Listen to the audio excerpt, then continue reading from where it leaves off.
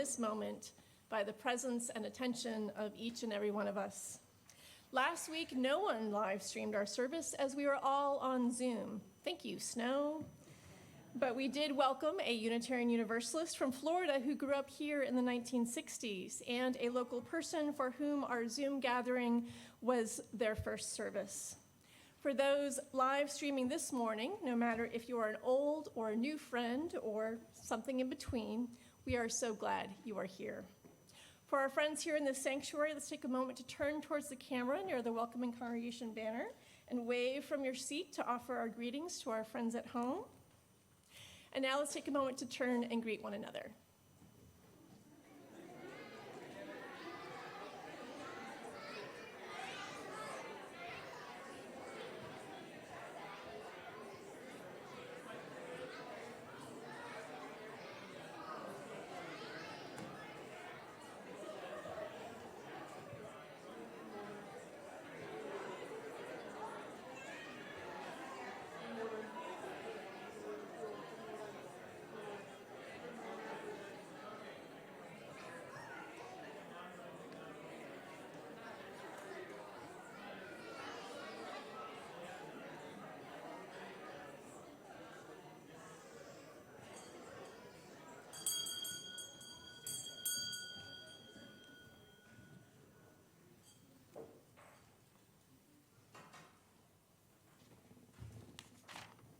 Good morning. Welcome to Winchester Unitarian Society, a wellspring of progressive religion in the Mystic Valley. I'm Peter McEntee, serving as your worship associate today.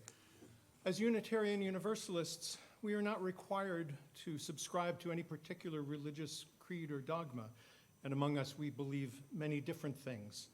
But our faith does require us to do certain things, and among these we are to affirm the inherent worth and dignity of every person. Now, we usually have two special services in January, one where representatives from 3 generations respond to the poet Mary Oliver's question, "What is it you plan to do with your one wild and precious life?"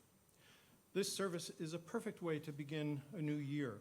We also have a service reflecting on the life and legacy of Reverend Dr. Martin Luther King, Jr., and how his vision speaks to the struggles for justice in our own time.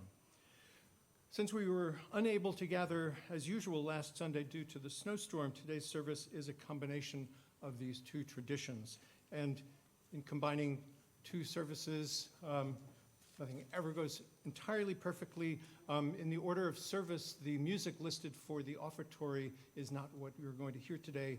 The choir will sing the anthem, "Draw Us Near" by Joel Thompson. The bridge between these two traditional services is a legacy.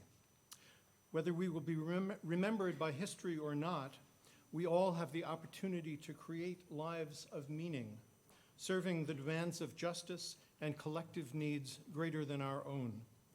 We hope moments in this service will inspire you on your own path forward into the future. After worship, all are invited for coffee and conversation in the Sims room right back there. Now, let us open our hearts and minds to the spirit of worship with these words. We meet on holy ground, brought into being as life encounters life. As personal histories merge into the communal story, as we take on the pride and pain of our companions, as separate selves become community. How desperate is our need for one another, our silent beckoning to our neighbors, our invitations to share life and death together, our welcome into the lives of those we meet, and their welcome into our own. May our souls capture this treasured time. May our spirits celebrate our meeting in this time and in this space, for we meet on holy ground.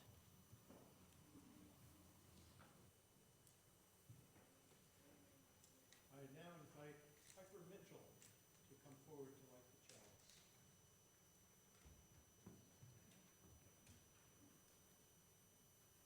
There are view the sacred, but only one light that shines through.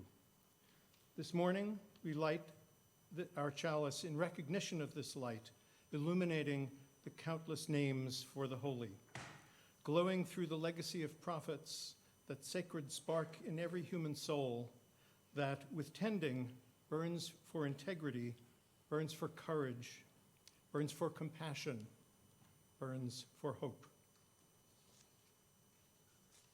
Thank you. And now I invite representatives of the McVeigh family and other participants in the Neighboring Faiths class to come forward.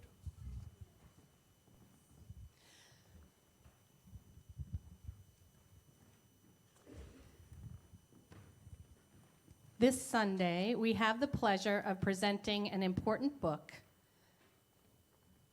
to Abby McVeigh, the newest member of our Neighboring Faiths class. This book on world religions is a tool for her to use in class's continuing exploration of the many faith traditions in our communities and beyond. It is also a keepsake, a reminder of the hopefully meaningful experiences she takes from this class. The Neighboring Faiths curriculum offers an opportunity for closer examination of faith formation at the level of the individual, the family, and the society in which we and others live. The class began this church year by exploring Unitarian Universalism, including learning about our principles and our sources. We now will embark on an exploration of other world religions, including Hinduism and Buddhism, and we'll be visiting with people of these faith traditions to learn from them directly about how they worship. We have some of Abby's fellow classmates up here for encouragement. They received their books last year. As always, it's a true pleasure for me to spend time with this group of funny, silly, insightful, kind kids. And I look forward to exploring with them in the coming months. On behalf of the Neighboring Faiths class and our congregation, I thank you, Brenna, for serving as their guide to this moment and for continuing to serve as their companion along the path ahead. Abby, in a moment, I will present you with a book about the world's many spiritual paths. Think of this book like a passport, granting you permission to leave the place you call home and learn about the world and the different people in it. In your travels through new traditions, we ask that you meet the world with an open mind and heart. You know our UU principles call us to respect all beings, to be fair and kind, and accept and learn about each other. When you travel far away, those you meet may have never met someone from the Boston area. Likewise, when you visit another faith community, they may have never met a Unitarian Universalist before. It's important for you and for all of you to strive to be a good guest and representative of our tradition. Becky, on behalf of you and Dave, your presence here is a testament to your role in supporting spiritual exploration. As you, and maybe also Cora too, accompany Abby during these visits, we ask that you too be brave. Explore along with your child. Seize this opportunity to foster your own curiosity and build your own knowledge about others living in the wider community. So explore like Abby without fear or prejudgment. Abby, we present you with this book about many faiths of the world, as varied as the people living in it. This book grants an opportunity to learn about different rituals, holidays, and sacred stories, but also a way to understand different paths to forgiveness, wisdom, and peace. You receive this book with my blessing, Brenna's blessing, and the blessing of your family.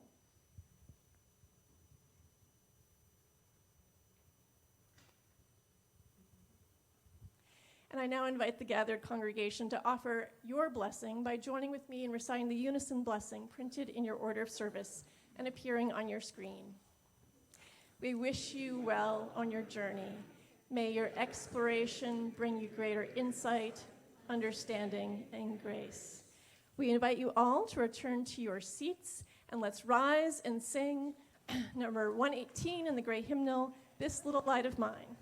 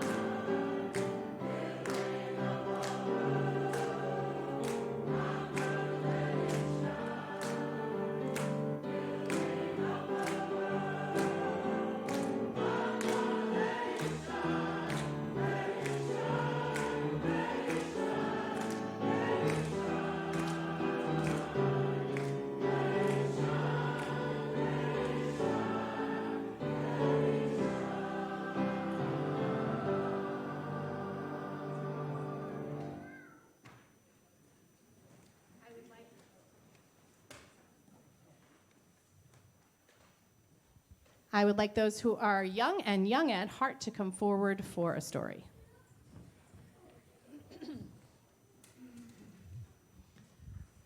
Welcome, everybody. It's so great to see you all again after so long. We had the holidays and we had the snow, and here we are finally back together. So I hope you all enjoyed the snow last week. Did anyone go sledding? Yeah. Whoa, awesome. How about building a snowman? Yeah? A few of you, yeah. So what do you like best about a snowstorm? Piper. No school. Hot cocoa. Oh, those are some really good ones. Lua. Snowman, building snowmen. Yes, Ira. Even though I hated the sledding, I still enjoyed everything about Enjoyed everything about it. the sledding, but you didn't like the sledding. I'm not sure I quite follow you there, but okay. Emily. Flopping in the snow because it doesn't hurt at all, right? Yeah. Yeah. Timothy.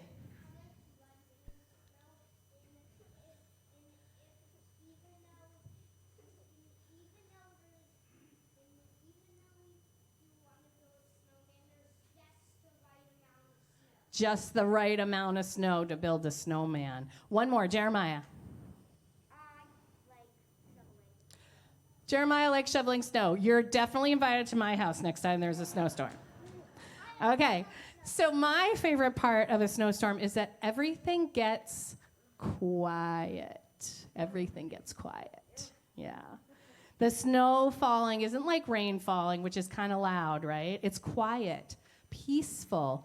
It's like Mother Nature has cast a spell on the world and made everything a little bit softer and quieter. It feels like magic to me. Do you believe in magic? Yeah. What kind? Is it the kind with wizards and witches and wands, like Expelliarmus, like that kind of magic? No? Is it like fairies or leprechauns or something like that, or unicorns? Yeah, I see Lewis got her unicorn. Of course she believes in unicorns. So there are lots of different kinds of magic, aren't there? Lots of different kinds. Do you know that you all have magic inside of you? It might not be a wizard or a fairy kind, but it's still really powerful. Each of us has a spark within us that can make things happen that people might say are impossible. Martin Luther King Jr. had that kind of magic. He worked and worked, inspired thousands of others to do that work too, and together they made Congress pass a law protecting the civil rights of Black Americans. People said forever that it wasn't possible. He did it.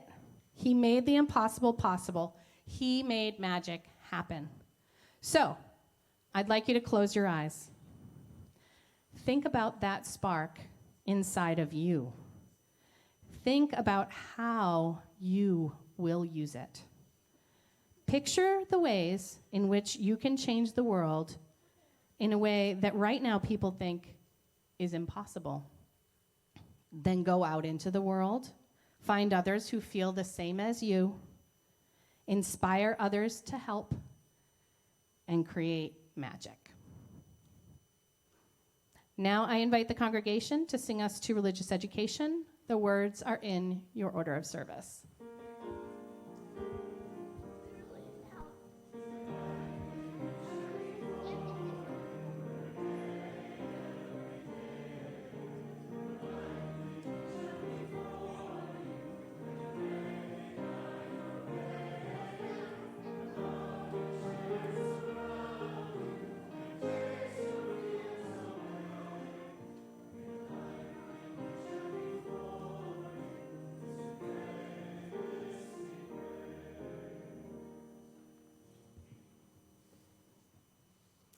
We now come to the centering time in our service, beginning with a prayer by my colleague, Kathleen Rollins. After the prayer, all are invited into ritual, kindling of the light a time to light a candle here at the candle table or at home, signifying a joy, sorrow, or concern that you carry within. At that time, if you would like a candle brought to you here in the sanctuary, please raise your hand. After we kindle the light, we'll be together in a time of shared silence, out of which the choir will sing. Please join me in the spirit of prayer.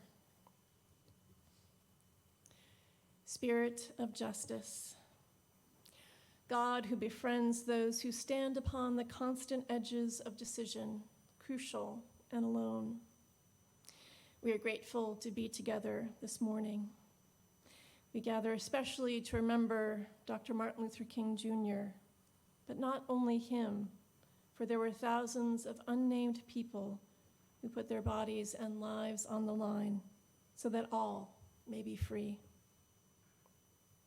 May we remember that the lifelong path towards integrity is not an easy one. May the work of Dr. King and all those who strove for the dignity of all continue to defy injustice, violence, and the hunger for war.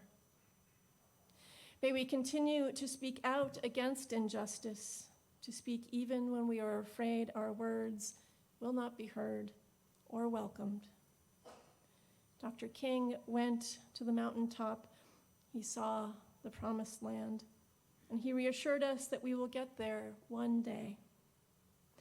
May that be no paradisial dream, but a reality in our own time. With this hope in our hearts and minds, let us kindle the light.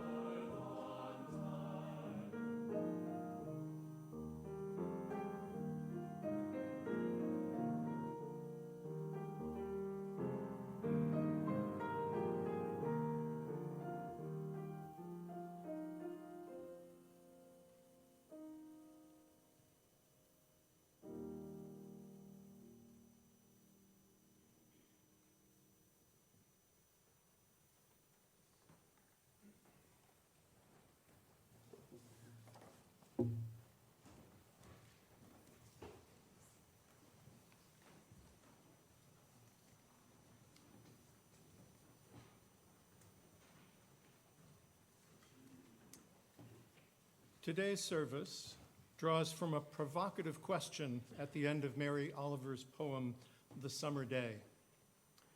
What is it you plan to do with your one wild and precious life?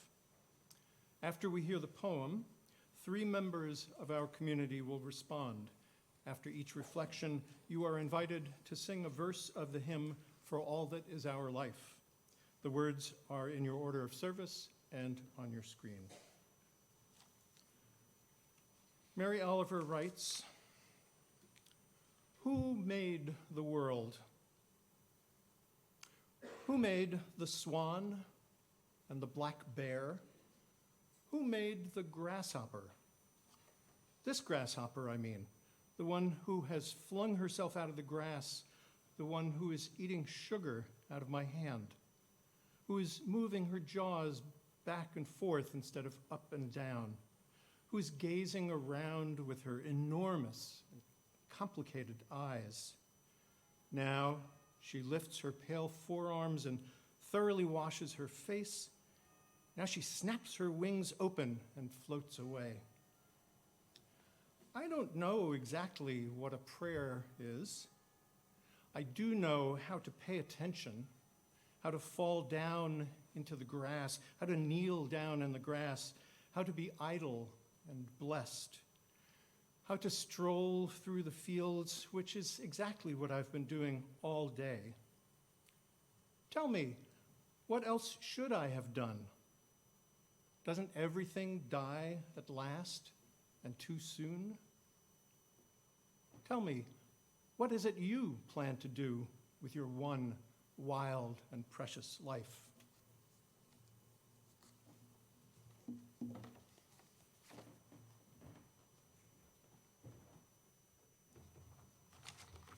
What is it I plan to do with my one wild and precious life? Well, I don't feel like my life is very wild these days. The wildest I get is staying up past 9 o'clock. At 85, most of my life is in the past, so you might think I'm silly to be talking about making plans. But I think about this a lot, how to reconcile a slower paced life with all the things I want to do and stay involved with. I want to be intentional about that. Social justice issues are still front and center for me. Since I did a workshop in 1990 that opened my eyes to my privilege as a white woman, then middle-aged, I was about 50 at the time, and that led me and inspired me to start an organization here in Winchester to raise awareness about racism and the other forms of oppression. In this mostly white, affluent community, and people were mystified. Why do we need to do that? But the organization is still going. As I look back, I realized what a full and fulfilling life I've had. Not so much by planning, but by following my heart, my instincts, and trusting the process. I found my life partner, Lou Thompson, because I sat next to his college roommate on a plane. The college roommate offered me a ride to my hotel. Don't ever do that. I took the ride. He said, "Could I give your number to my friend?" I said, "Sure," hadn't been dating anybody, whatever. Lou called me. We had a few dates, and we got married a few months later. We had 35 years together and raised 2 great kids. I still call them kids, though they're in their 50s. After Lou died in 1998, I started to think about downsizing. I looked into senior living and was starting to make some plans in that direction. And then I did a wild thing. In my early 70s, I fell in love again. This time to a man so different from me, except for our values, that I sometimes call us the odd couple. It wasn't part of any plan. Maybe it was the last wild thing I'll do. I don't know. The jury's out. Aging has its particular challenges, different for each of us. As Olivia Hoblitzell says in her book, Aging with Wisdom, which I recommend, uncharted territory, she says, is a fitting description for the unknown realms of the late years and our efforts to live these years as consciously and wisely as we can. What is it I plan to do with what's left of my wild and precious life?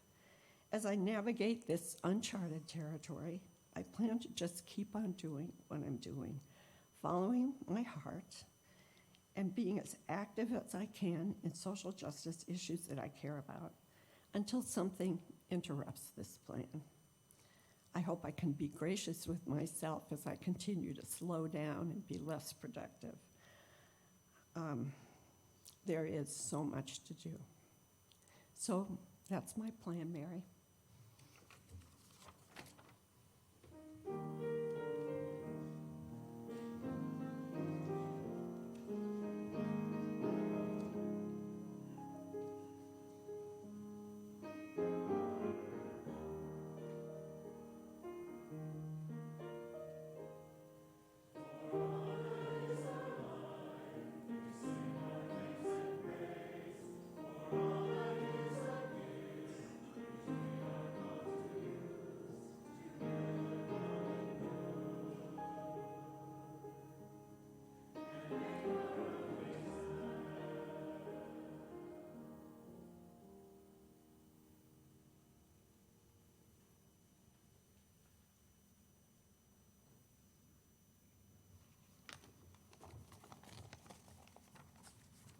All right, good morning, everyone. So this beautiful poem, The Summer Day by Mary Oliver, asks the question, what is it you plan to do with your one wild and precious life? And I'm grateful to be reflecting on this poem from the stance of middle age, which I've come to accept. But these ways of demarcating where I am in the lifespan of my one wild and precious life feel a bit presumptuous. I can't know if I might have about half the number of winters left in my life. And for most things in life, we don't know when the last time will be for most things, particularly precious things that we cherish. For me, I wonder when is the last time I will walk my son, Max, to school in the morning? When is the last time I will help my daughter, Maya, with her homework? Because the time is approaching soon when her math classes are going to surpass my math knowledge. And when is the last time I'll walk through the neighborhood of my surroundings, appreciating the subtle changes of nature with my wife, Luna? So when I reflect on meditations such as these, I'm imbued not with a sense of sadness, but rather with gratitude for what is in the present moment. And so this poem begins with questions asking the reader to consider who made the world? Who made the swan and the black bear? Who made this grasshopper? This grasshopper. And when I hear these questions from the stance of middle age,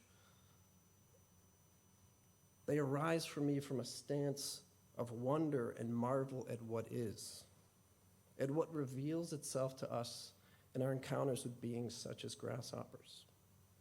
So in middle age, right before the start of the pandemic, I began meditating regularly and using techniques called breath work as part of my practice.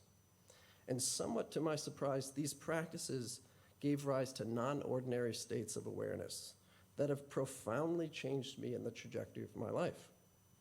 These experiences can be best described as mystical. And these mystical experiences dislodged the place of the ego and revealed that when this center of narrative gravity falls away, what emerges in its place is this capacity to see the extraordinary wonder of being that unfolds around us every day. It reveals that there are not irrational, but non-rational ways of knowing that can disclose the most essential things about our connection to nature and to one another. Mystical experiences can arrive with a quality of what William James described as noetic. Before having these experiences, I had an impoverished intellectual understanding of what James meant, and I clearly didn't understand. A mystical experience with a noetic quality is qualitatively different.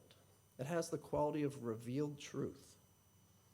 And these experiences have revealed to me that we're intimately connected to nature and that it calls us to be stewards of it, that we can be open to an unbounded and oceanic sense of love that grounds how we treat one another, that there is an awareness that persists after the death of our individual identity and self, and that we can be part of something much larger that brings a sense of wonder and awe to existence, and that calls us to collaborate on projects that support the earth and one another.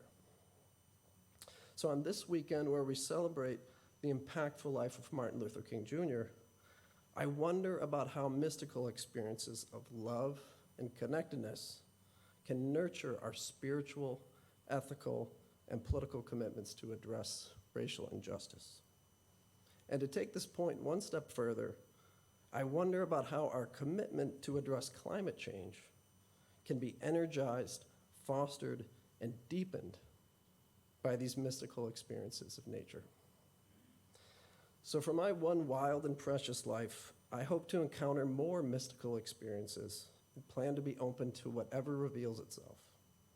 And I encourage you to trust that at any age, there are spiritual experiences that can reveal themselves to you, just as the poem does.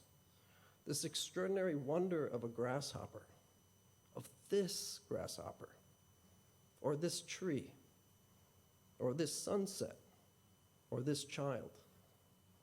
And where I continue to struggle, even to appreciate the wonder of my fellow citizen, this person who may believe something radically different from the values that I hold. Thank you.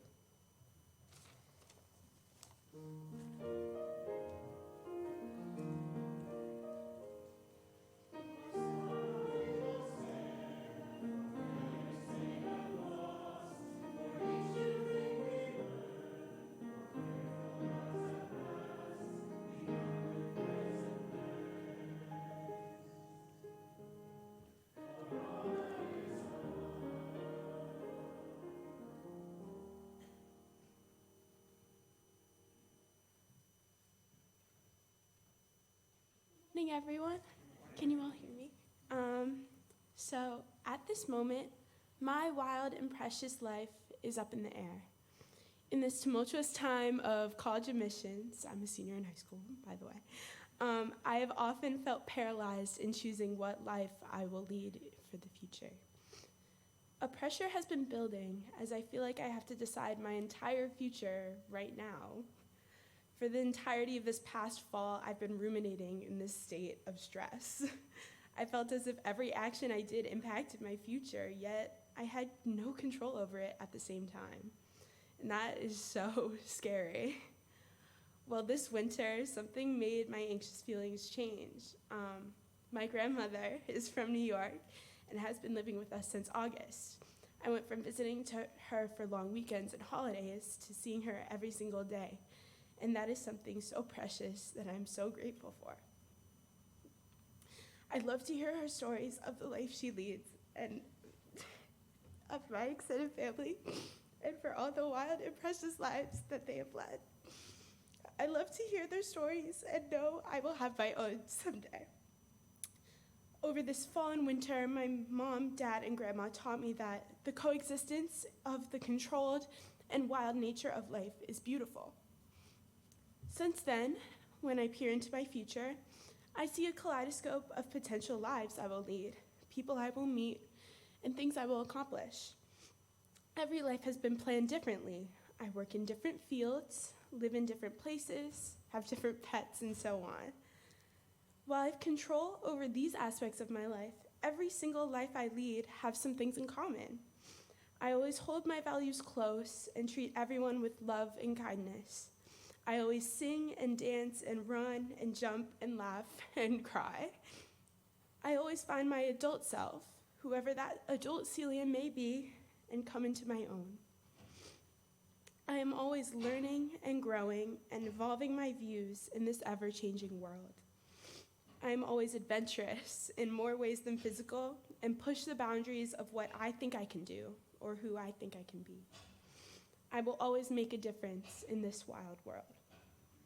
I find solace in this idea that although the details of my future may change, what truly matters won't. No matter where my path in life takes me, I will make the most of it.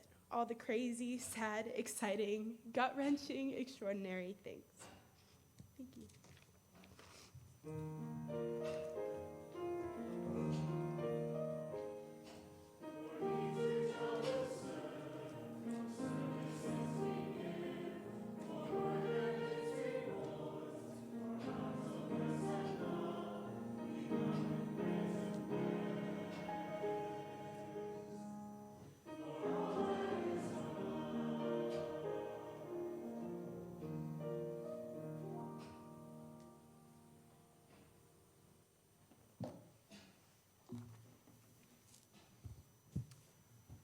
The offering in our services, of course, has a practical purpose. It provides the funds to keep this place running. But it's also something more than that. The offering is an opportunity for us to exercise the muscle of our generosity and to remind ourselves of our commitment to the values that we aspire to live by. It's our usual practice to share the gifts placed in our offering plates with causes beyond our own congregation's needs. This morning, 1/2 of all our undesignated gifts will be applied to next week's service project, creation of care gifts for those experiencing homelessness at Mass and Cass, that is Massachusetts Avenue and Melnia Cass Boulevard.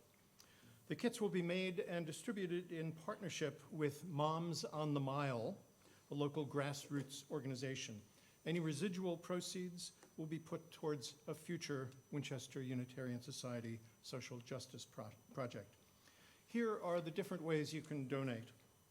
Those in the sanctuary may give cash, checks, or you can donate electronically.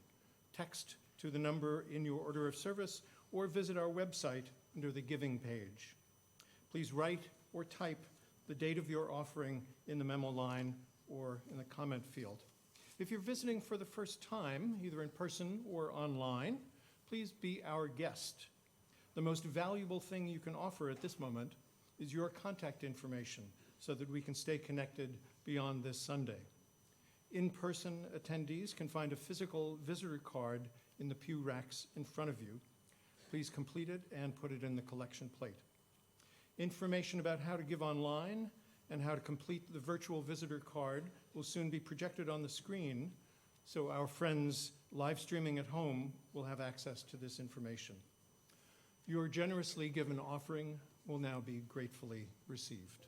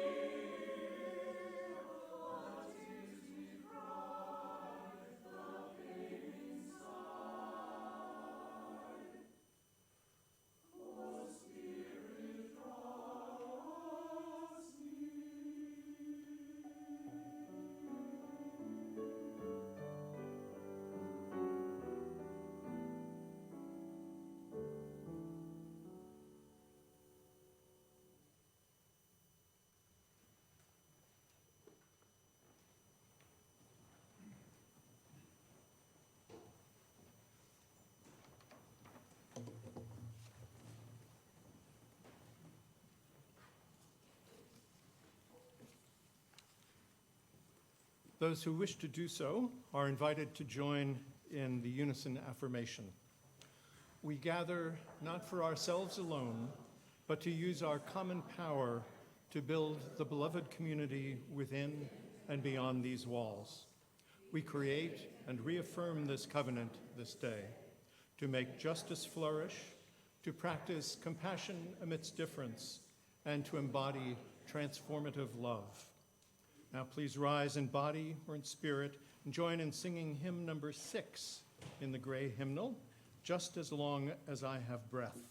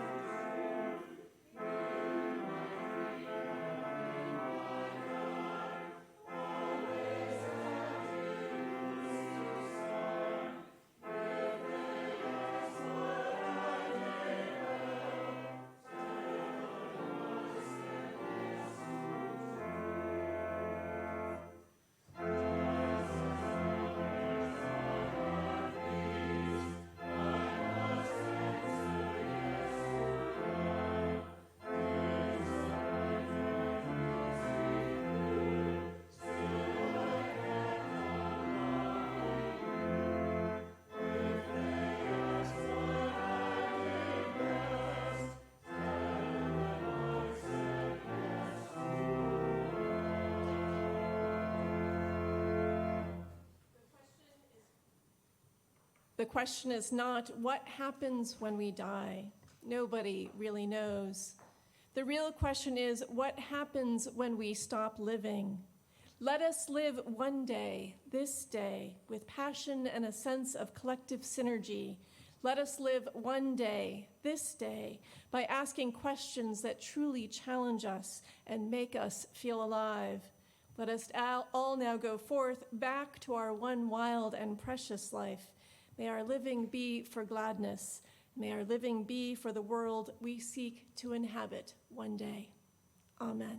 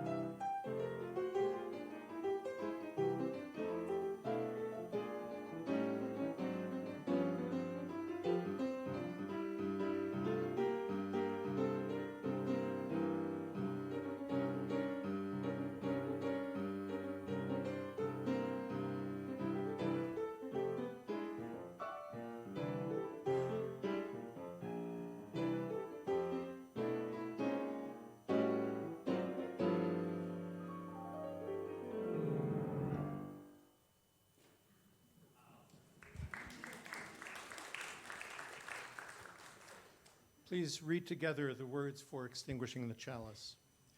We extinguish this flame, but not the light of truth, the warmth of community, or the fire of commitment. These we carry in our hearts until we are together again. This service is ended, but our life of service continues. Let's continue the conversation in the Sims room.